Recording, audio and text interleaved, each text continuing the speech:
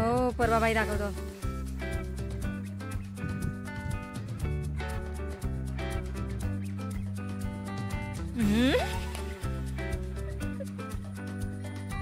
कसा पडते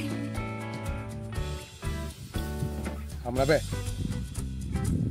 राई नाही सांगला या काय.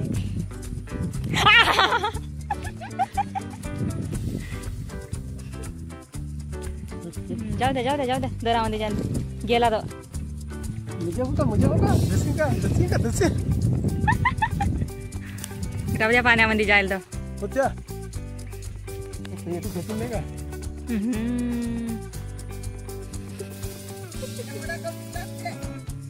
कौतिक नाही का तो काय होतं.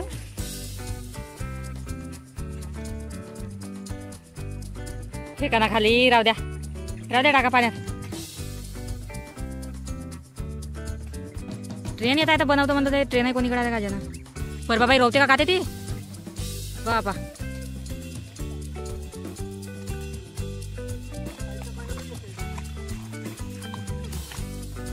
नमस्कार मंडळी, राधे राधे सर्वांना. कसे आहात सगळे? मस्त ना? मी पण मस्तच आहे. तर माझ्या नवीन व्हिडिओमध्ये पुन्हा तुम्हा सर्वांचे मनापासून स्वागत करीत आहे. तर बघू शकता की मी आज आलेली आहे दुसऱ्यांच्या शेतामध्ये धान लावायसाठी. तर अशी राहते गावाकडची धान लावणे, आपण बघू शकता.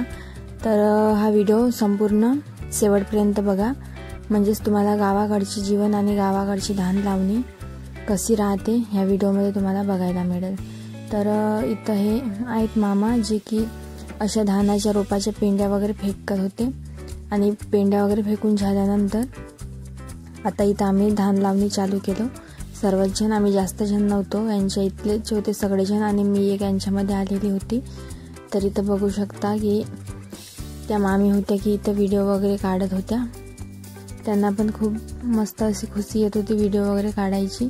तर त्या म्हणाल्या की तुझ्या रोवायला मी व्हिडिओ वगैरे काढते. तर इथं व्हिडिओ वगैरे काढला आम्ही रोवणं वगैरे करताना. तर बघू शकता अशा पद्धतीची राहते गावाकडची धान लावणी वगैरे. तर व्हिडिओ शेवटपर्यंत नक्की बघा आणि मग कसा वाटला मला कमेंटमध्ये सांगा तुम्ही.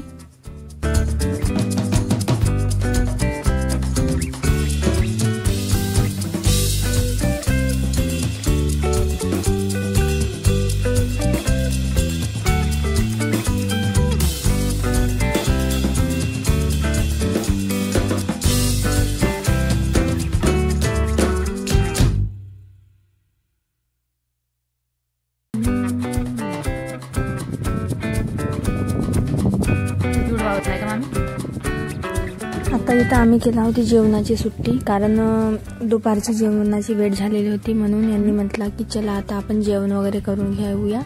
तर मी तर घरून काहीच नव्हते आणली, यांनाच आणला होती. माझी हिस्साची पण भात आणि भाजी वगैरे इथं होती, चण्याची भाजी. आणि हे सगळे पण इथं बसलेले आहेत जेवण करायसाठी, तुम्ही बघू शकता.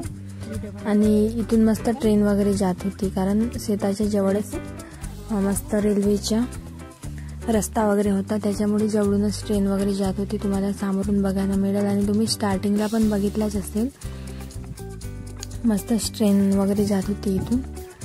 आता आम्ही मस्त असं जेवण करत आहोत शेतावर बसून. चिखलामधले जेवण असे असते. घरी तर आपण मस्त झाडू लावून चटई वगैरे घेऊन जेवण करायला बसतो, पण शेतामध्ये आपण कसे पण जेवण करायला बसावं लागते.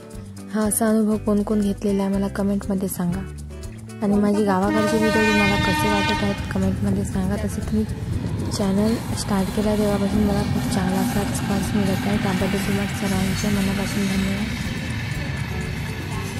बघू शकता तिथून आलेले आहे ट्रेन.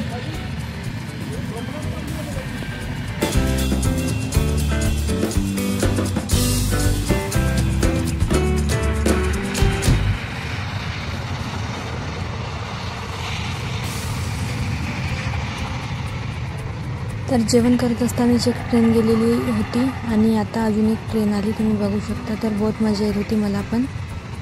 यांच्या वावरामध्ये इकडे ट्रेनचा रस्ता वगैरे आहे, त्यामुळे धान वगैरे लावण्याकरिता.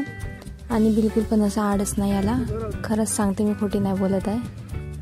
तर बघू शकता इथं आम्ही पुन्हा आता रोवणं वगैरे चालू केलेला आहे, कारण आता जेवण वगैरे झालेला होता. आणि मामा तर नुसते फोनवरच बोलत होते.